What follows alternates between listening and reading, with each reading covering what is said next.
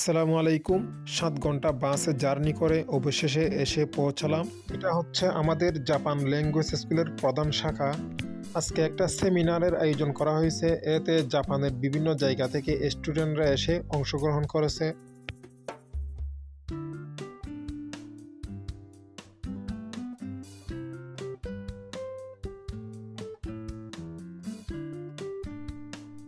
মাশাআল্লাহ, ক্যাম্পাসের পরিবেশটা অনেক সুন্দর।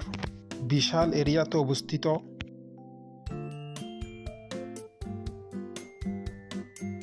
এটা হচ্ছে ক্যাম্পাসের খাবারের ক্যান্টিন। ক্যান্টিন অনেক বড়, মাশাআল্লাহ। ভিউটা জাস্ট অসাধারণ অসাধারণ।